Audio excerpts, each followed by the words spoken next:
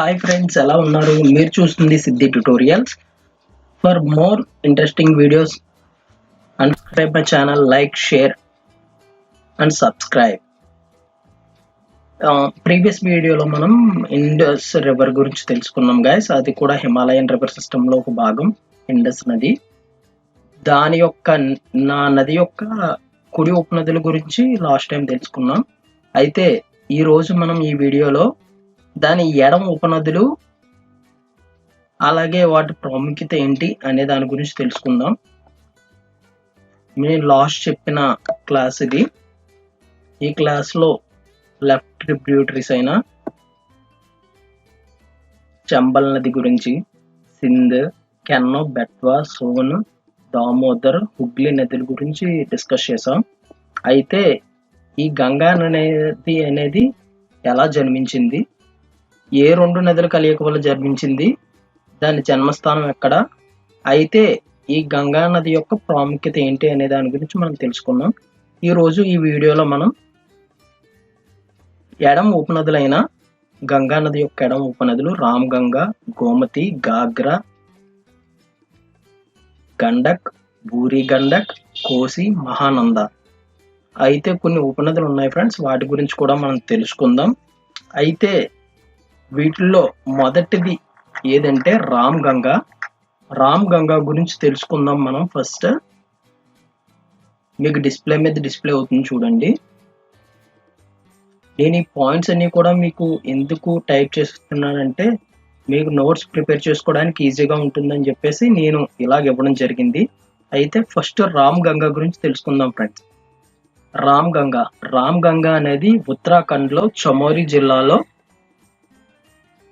దూద్ తొలి కొండ దక్షిణ వాల్లో ఉద్భవించడం జరిగింది ఫ్రెండ్స్. అంటే దక్షిణ వాల్ అంటే కింద ఫుట్ ఆఫ్ కొండ కింద ప్రాంతం ఏదైతే ఉందో అక్కడ జన్మించడం జరిగింది. అయితే ఈ నది తర్వాత ఎక్కడ ప్రవేశిస్తుంది అంటే బాబర్లో ప్రవేశించి పార్ట్లీ డూన్స్ ఉంటాయి కదా ఫ్రెండ్స్, అంటే లోయలు, డెహ్రాడూన్, కాట్మండూన్, ఇలా డూన్స్ ఉంటాయి కదా. ఆ డూన్స్ దగ్గర పశ్చిమాన జిమ్ కార్బెట్ నేషనల్ పార్క్, ఉత్తరాఖండ్లో జిమ్ కార్బెట్ నేషనల్ పార్క్ ఏదైతే ఉందో దాని గుండా ప్రవహించడం జరుగుతుంది. అయితే ఈ రామ్ గంగా నది అనేది ఉత్తరప్రదేశ్లోని ఖరీగఢ్ వద్ద మైదానాలు ప్రవేశిస్తుంది ఫ్రెండ్స్. అయితే ఇంకోటి ఏంటంటే ఉత్తరప్రదేశ్ రాష్ట్రంలోనే ఇది కనౌజ్ అనే ప్రాంతం వద్ద గంగా నదిలో కలవడం అయితే జరుగుతుంది. అయితే నెక్స్ట్ గోమతి గురించి ఫ్రెండ్స్.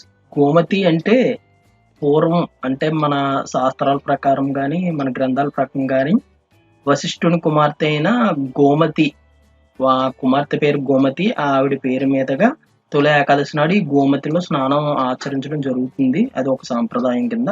దానివల్ల దీనికి గోమతి అనే పేరు వచ్చింది. అయితే భాగవత పురాణం, హిందూ మతాల ప్రకారం ఈ గోమతి గురించి అప్పుడే డిస్కస్ చేయడం జరిగింది, ఆ గ్రంథాల్లో పొందుపరచడం జరిగింది. ఈ నది యొక్క విశిష్టత ఏమిటంటే ఇది 5 అతీంద్ర నదుల్లో ఒకటి. దీంట్లోనే గోమతి చక్రం కనిపిస్తుందని చెప్పేసి అయితే గోమతి నది సుల్తాన్పూర్ జిల్లా మరియు జాన్పూర్లను సగానికి చేసుకుంటూ వెళ్తుందని దాని అర్థం ఫ్రెండ్స్. అయితే లక్నో నగరం ఈ నది ఒడ్డున ఉంది. అయితే నెక్స్ట్ పాయింట్ ఏంటంటే గాగ్రా నది ఫ్రెండ్స్. గాగ్రా నది ఏదైతే ఉందో అది నేపాల్లోని కర్నాలి నదిగా, టిబెట్లోని మాప్సాంగో కింద పిలువబడుతుంది.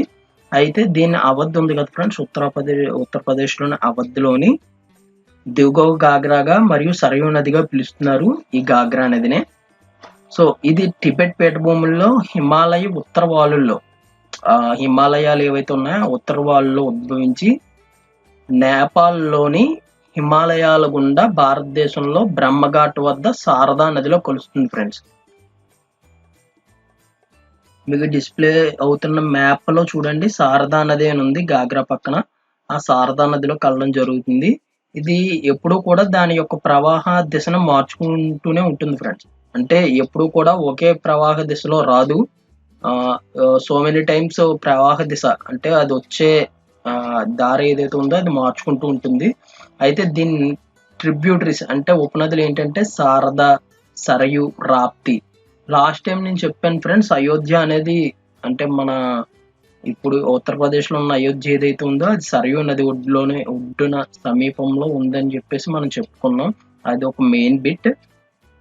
అయితే ఈ నదిపై నేపాల్ మరియు ఇండియా అంటే కంబైన్డ్ ప్రాజెక్ట్ ఏదైతే ఉందో ఆ ప్రాజెక్ట్ పేరు ఏంటంటే పంచేశ్వర డ్యామ్.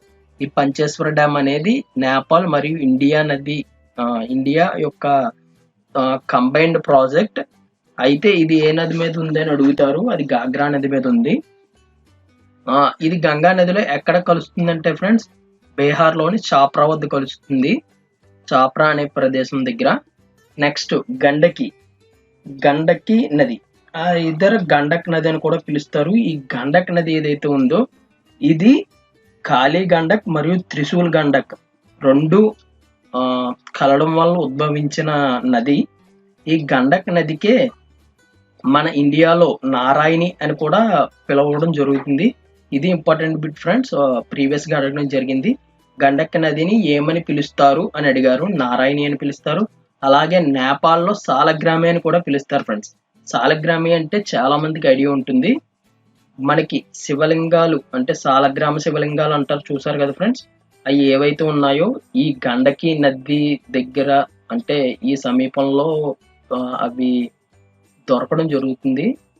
అయ్యే సాలగ్రామాలు అంటాం.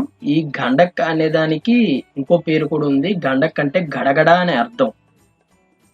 అయితే ఈ గండక్ నది ఎక్కడ పుట్టిందంటే నేపాల్ హిమాలయాల్లోని ధవలగిరి మరియు ఎవరెస్ట్ పర్వతాల మధ్య ఇది జన్మించడం జరిగింది ఫ్రెండ్స్. అయితే ఇది చాంప్రాన్ ఏదైతే ఉందో ఆ చాంప్రాన్లోని మైదానంలో ప్రవేశించడం జరుగుతుంది. చంపారాన్ తెలుసు కదా ఫ్రెండ్స్, చంపారాన్ సత్యాగ్రహం అంటారు. తొలి సత్యాగ్రహం అదే. అయితే బూరి గండక్ ఏదైతే ఉందో దీని ఉపనది బాగమతి ఫ్రెండ్స్. బూరి అంటే దాని అర్థం పాతది అని ఫ్రెండ్స్.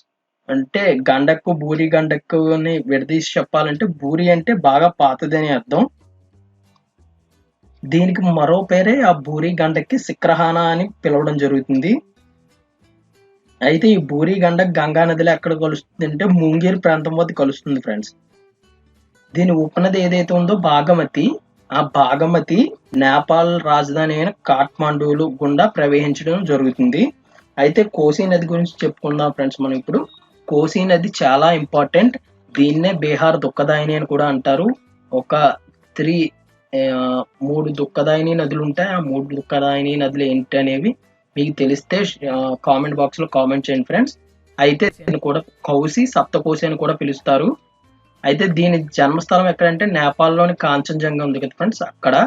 అయితే ఆ కాంచనజంగా అనేది మెయిన్ పార్ట్ కాదు.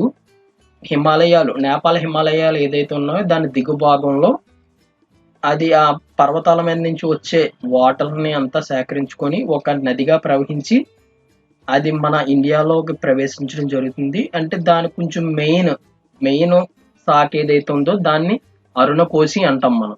ఆ అరుణకోశే ఆ హిమాలయాల నుంచి వచ్చి ఈ సప్తకోశిగా ప్రవహించడం జరుగుతుంది. ఆ సప్తకోశి అని దేనికంటారు అంటే ఇక్కడ మీకు 7 నదులు అంటే 7 ఉపనదుల్లా కలిసి ఉంటాయి. అవే తమూర్ కోసి, అరుణకోశి, దూద్ కోసి, లిక్కుకోలా, సోన్ కోసి, బోట్ కోసి మరియు ఇంద్రావతి. ఈ 7 ఉపనదులను కలుపుకొని సప్తకోశి అనే పేరు రావడం జరిగింది దానికి.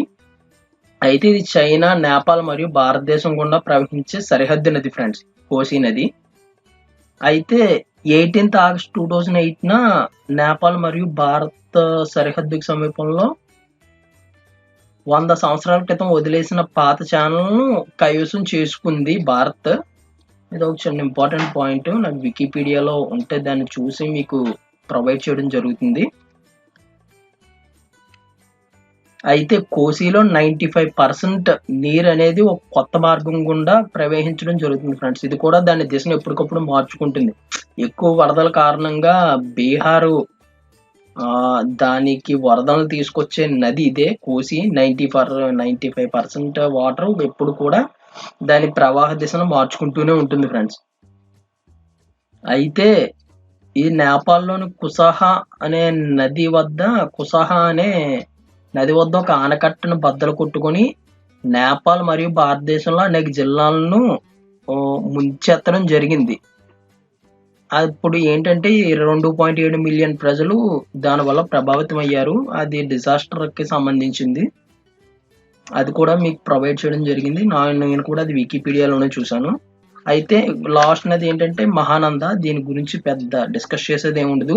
ఇది ఎక్కడంటే వెస్ట్ బెంగాల్లో డార్జిలింగ్లో జన్మించింది సిలిగురి మీకు ఐడియా ఉండాలి ఫ్రెండ్స్. లాస్ట్ టైం నేను సిలిగురి గురించి చెప్పాను.